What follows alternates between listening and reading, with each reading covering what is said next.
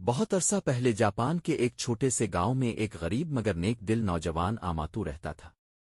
وہ محنتی تھا اور ہمیشہ دوسروں کی مدد کے لیے تیار رہتا۔ ایک دن آماتو جنگل میں لکڑیاں کاٹنے گیا جہاں اس نے ایک زخمی سفید پرندہ دیکھا۔ کسی شکاری نے اس پر تیر مارا تھا۔ آماتو نے نرمی سے تیر نکالا، اس کے زخم پر پٹی باندھی اور پرندے کو آزاد کر دیا۔ اسی رات سخت سردی کے دوران آماتو کے دروازے پر دستک ہوئی۔ باہر ایک حسین مگر غریب لڑکی کھڑی تھی جس نے التجا کی کہ وہ سخت سردی میں کہیں نہیں جا سکتی۔ آماتو نے اسے اندر بلایا، کھانے کو دیا اور رہنے کی جگہ دی۔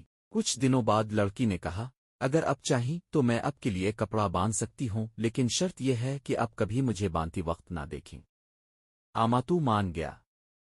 ہر روز لڑکی ایک کمرے میں خود کو بند کر لیتی اور جب باہر آتی تو ہاتھ میں انتہائی خوبصورت ریشمی کپڑا ہوتا جو بازار میں مہنگے داموں بکتا۔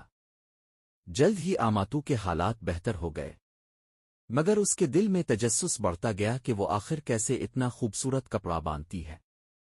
ایک رات وہ چپکے سے دروازہ کھول کر جھانکنے لگا، لیکن جو منظر اس نے دیکھا اس سے اس کی سانسیں رک گئیں۔ وہ لڑکی وہاں نہیں تھی بلکہ ایک سفید پرندہ بیٹھا اپنی چمکدار سفید پروں سے دھاگے نکال کر انہیں باندھ رہی تھی۔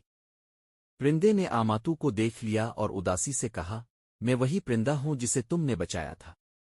تمہاری مہربانی کا بدلہ دینے آئی تھی، مگر اب جب تم نے میری حقیقت دیکھ لی تو مجھے جانا ہوگا۔